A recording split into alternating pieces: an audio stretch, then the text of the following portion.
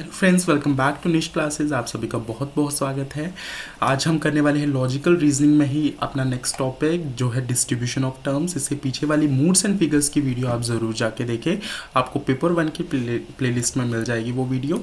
तो आज के लेक्चर में हम कवर करेंगे डिस्ट्रीब्यूशन ऑफ टर्म्स। तो डिस्ट्रीब्यूशन क्या होती है और ये किस तरह से यूज़ होता है, ये तो आपको धीरे धीरे आने वाले लेक्चर्स में पता चलेगा। हमने पिछले लेक्चर में मूड्स निकालना सीखे थे, मूड कैसे निकलते हैं, जो कि बेसिकली हम बताता है कि कौन से प्रोपोजिशन से कौन सी स्टेटमेंट किस प्रोपोजिशन से बिलोंग कर रही है। हमने तीन उसमें डिवाइड किया था, चार लेटर्स में डिवाइड किया था, दैट इज़ AEIO। और उसी में हम देखते हैं और फिगर बताता है हमारा कि जो हमारा मिडिल टर्म है उसकी प्लेसमेंट कहाँ पे हुई है प्रोपोजिशन में। ठीक है, तो हमने फिगर्स कुछ इस तरह से किए थे और उसके बाद हमने ये एक एग्जाम्पल भी किया था। और आज हम करने वाले हैं डिस्ट्रीब्यूशन ऑफ टर्म्स। ठीक है, तो डिस्ट्रीब्यूशन का मतलब क्या होता है पहले तो वो देख लेते हैं।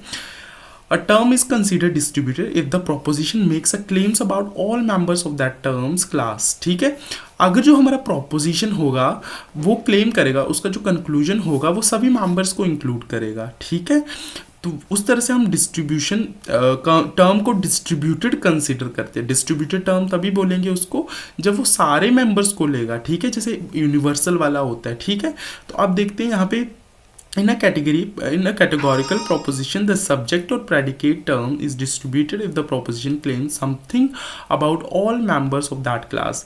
देखिए, अब categorical proposition में बोला जा रहा है the subject and predicate term, जो subject होता है हमारा proposition में और जो predicate होता है, अगर वो distributed हो और claim जो हमारा claim हो वो something उस मेंबर क्लास का कुछ हिस्से को क्लेम करे। ठीक है, तो अब ये किस तरह से होता है ये आपको इतना इसमें जाने की जरूरत नहीं, हम डायरेक्ट सीखेंगे। A term is considered distributed it represent by the universal quantifiers.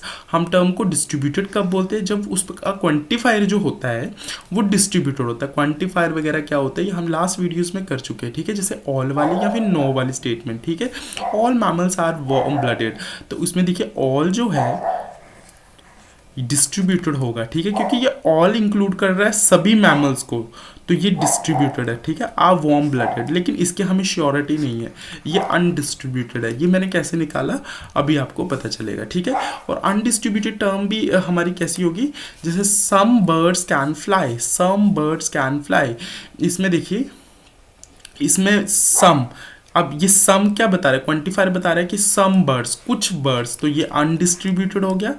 Can fly, अब कुछ वर्ड्स उड़ सकते हैं, शायद उड़ सकते हैं। ठीक है, तो कुछ ये भी कुछ में ही आ रहा है, तो ये भी अनडिस्ट्रीब्यूटेड हो जाएगा। ठीक है हमारा,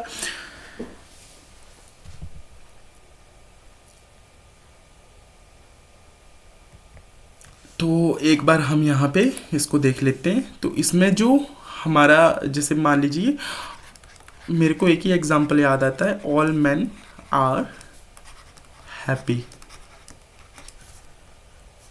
तो इसमें ऑल किसके साथ आ रहा है, मैन के साथ आ रहा है। तो क्वांटिफायर हमारा बता रहा है सभी आदमी हैप्पी है, हैप्पी की हमें श्योरिटी नहीं है।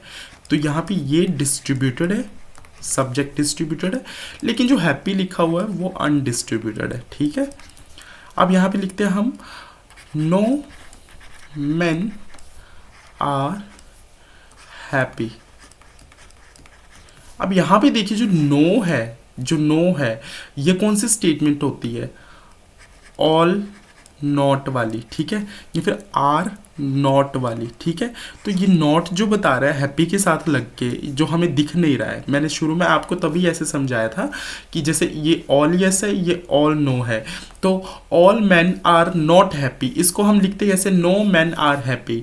ये देखने में वैसा लग रहा है, लेकिन एक्चुअली ये है कैसा, all man are not happy, ये ऐसा है। तो देखिए इसके साथ भी एक क्वांटिफायर है और इसके साथ भी एक क्वांटिफायर है, जो कि बता रहा है कि ये भी अपने आप में संपूर्ण है, ये भी अपने आप में संपूर्ण है। दैट मीन्स ये भी डिस्ट्रीब्यूटेड है, ये जो मैन लिखा है ये भी डिस्ट्रीब्यूटेड है, और ये जो हैप्पी लिखा है ये भी डिस्ट्रीब्यूटेड है। अब आपको ये चीज़ ज़्यादा क्लियर हुई होगी कि मैंने तब ऐसा क्यों कहा था कि all man are not happy, लेकिन इसको हम लिखते कैसे, नो मैन आर हैप्पी। ठीक है, क्योंकि ऐसे ही सुनने में अजीब लग रहा है। देखो ऑल और नॉट दो क्वांटिफायर हमारे हमारे पास आ जा रहे हैं, तो उस वजह से हमने वैसे लिखा था। देन नेक्स्ट स्टेटमेंट हम अपनी देखते हैं आई वाली। तो इसमें क्या होगा, सम मैन आर हैप्पी।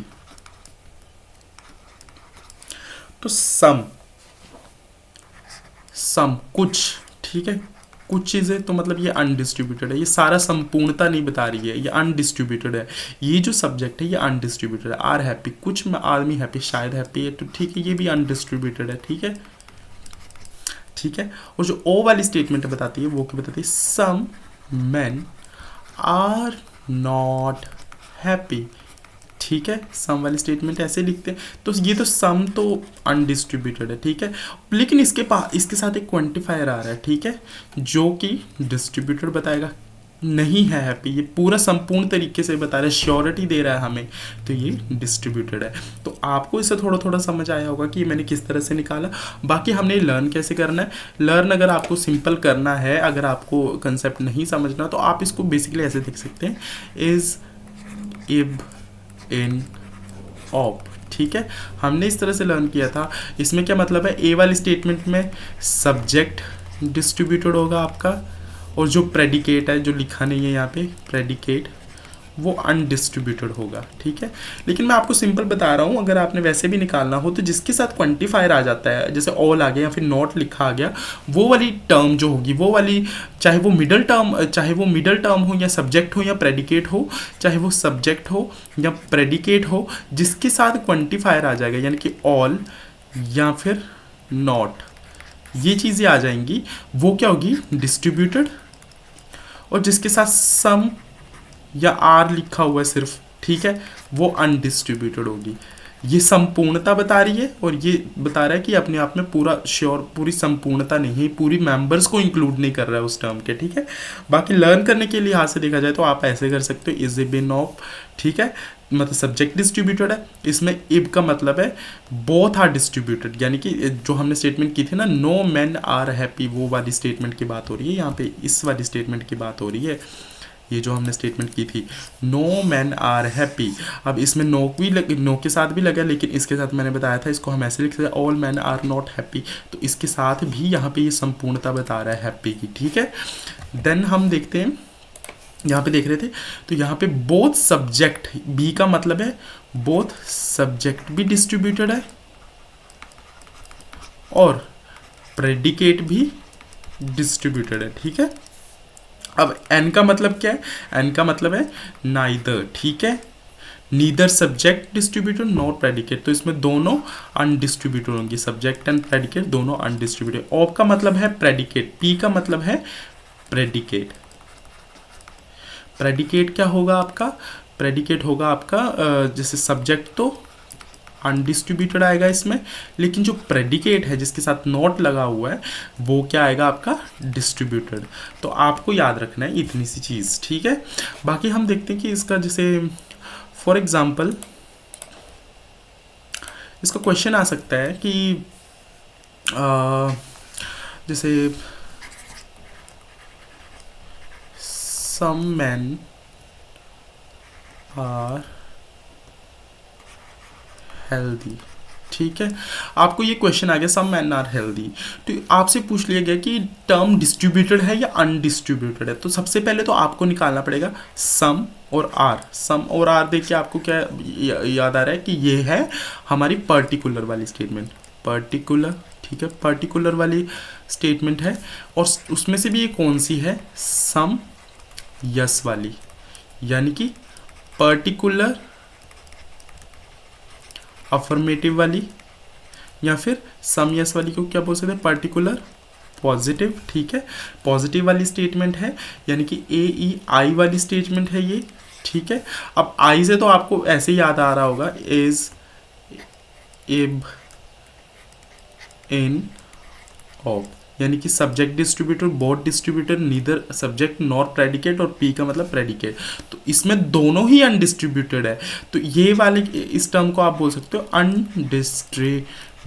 ठीक है, एक तो ये चीज़ हो गई, लेकिन आप ऐसे भी देखिए तो सम मैन संपूर्णता नहीं बता रहा है, तो ये क्या है, अनडिस्ट्रीब्यूटेड। ये जो सब्जेक्ट है आपका ये अनडिस्ट्रीब्यूटेड है। ठीक है, और आर के साथ कुछ भी, इसकी तो कॉपिला को छोड़ दीजिए, आर के साथ कुछ नोट वगैरह नहीं लगा तो हेल्दी की भी हमें श्योरिटी नहीं है, ये भी संपूर्णता नहीं बता रहा है, तो इसका मतलब ये भी क्या है, अनडिस्ट्रीब्यूटेड। ठीक है, तो वैसे निकालना भी आसान है। ठीक है, आप वैसे भी निकाल सकते हैं और ऐसे एक तरह से ये चीज़ लर्न करके भी निकाल सकते हैं कि ए टर्म में जो होगा सब्जेक्ट डिस्ट्रीब्यूटेड होगा, ई वाली जो हमारा प्रोपोजिशन होगा उसमें बोथ डिस्ट्रीब्यूटेड होंगे, सब्जेक्ट एंड प्रेडिकेट दोनों डिस्ट्रीब्यूटेड होंगे, और आई वाली जो स्टेटमेंट होगी उसमें नीदर सब्जेक्ट नॉर प्रेडिकेट दोनों ही डिस्ट्रीब्यूटेड नहीं होंगे, और जो ओ वाली स्टेटमेंट होगी उसमें सिर्फ प्रेडिकेट डिस्ट्रीब्यूटेड होगा। तो आई होप आपको आज का लेक्चर पसंद आया होगा। आज हमने डिस्ट्रीब्यूटेड एंड अनडिस्ट्रीब्यूटेड टर्म्स के बारे में पढ़ा, और नेक्स्ट वीडियो में हम कुछ और करेंगे। तो चलिए मिलता हूँ मैं आपसे नेक्स्ट वीडियो में, तब तक के लिए thank you and have a nice day.